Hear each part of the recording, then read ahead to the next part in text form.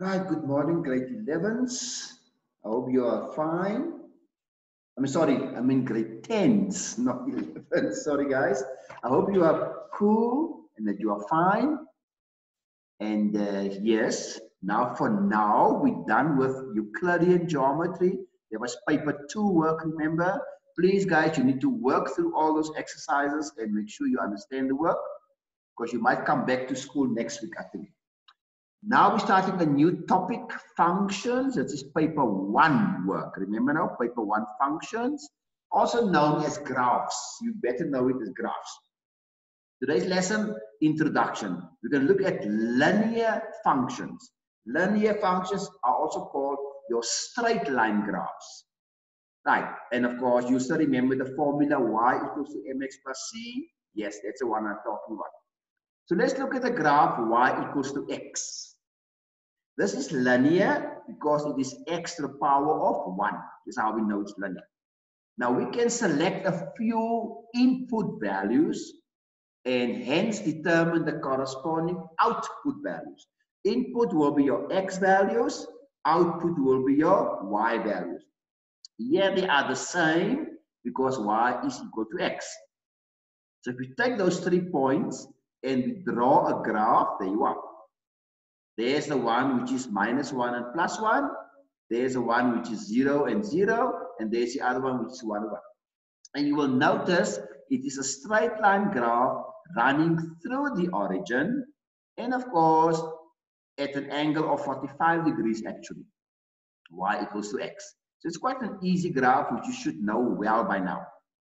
Now this graph is referred to as the mother graph. So please, from now on, I'm going to refer to this one as the so-called mother graph of straight lines. Right. So remember, all other graphs will be based on this one. And the formula we're going to use is y equals to ax plus q. Better known as mx plus c, I know. But now we're going to call it ax plus q. So let's first investigate the influence of a. And then in the next lesson, we're going to look at the influence of Q. Let's first start the influence of A. And let's investigate. Right. Now in grade 9, you've learned about the gradient and the steepness of a straight line. Let's explain briefly these concepts.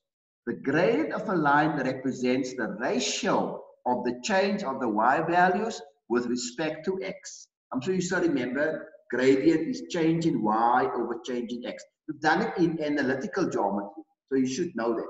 Change in y over change in x, which is also called the direction and the slope.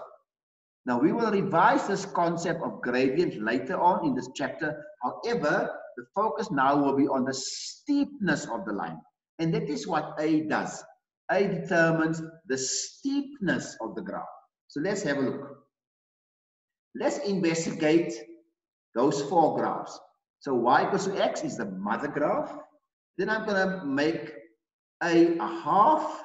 Then I'm going to make a 2. And then I'm going to make a 3. And let's investigate. So what I'm going to do is, for all of them, I'm going to choose x equals to 1. Just conveniently, you can choose any value. If I put x equals to 1 in each one, I get the corresponding y values. Right? There I get my corresponding y values. Okay, cool. So once I've done that, I can go ahead, right, and plot those points. So if I plot those points, there's the mother graph in the middle. Then this one will go through 1.5, 1 and 2, 1 and 3. Then you will notice, people, that the bigger the A, look, there's A1, there's A2, there's A3. So the bigger the A value, the more steep the graph is. Can you see? And look, there A is a half. So the smaller A, the more flat the graph is. So there you are. It's a bit confusing because you expect a bigger A will give you a steeper. Right. So cool. So let's get on. Now notice that line A, the mother graph, is closer to the y-axis than line B. We say that line A is steeper than line B. Right? So the coefficient of x in the equation of line A is then greater than the coefficient of x in line B. There you are. So it's clear, guys. So the bigger the A value, the steeper the graph. Cool.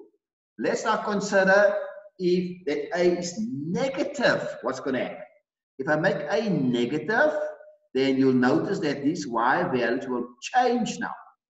So if I plot those points, you'll notice the graph lies in an opposite direction now.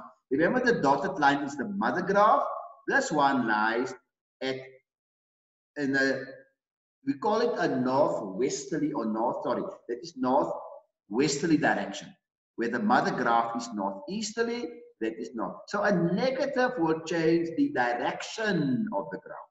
Or we can also say that they are reflections, right? They reflect in the y-axis, right? So if you now compare the mother graph to the new graph, it is interesting to note that the graph of y equals to minus x is the reflection of the mother graph in the x-axis. The sign never, therefore, causes a reflection in the x-axis. There you are. You see, there's the x-axis. So it is a reflection in the x-axis. So if I do the same with minus a half, I will expect the same thing to happen. There will also be a reflection. So let's see. There you are, right? There is the mother graph. There's the one y equals to plus a half. So there's the one y equals to minus half. So there's also a reflection in the x-axis. Just the direction changed. So please notice now that the mother graph is y equals to x. It is transformed into y equals to half x, y equals to 2x, y equals to 3x, y equals to minus a half, minus 3, minus 2. So you can change all those a values. So the conclusion, the value of a in the equation, y equals to ax, ignore the negative signs, determines the steepness of the line. By steepness, I mean how close is the line to the y-axis. So the larger the value of a, the steeper the line. And a negative sign will cause a reflection in the x-axis, or you can say a change in direction. Okay, guys, please check this video again. Make sure you understand the work. No exercise. First, wait for lesson number 2. Okay, end of this lesson.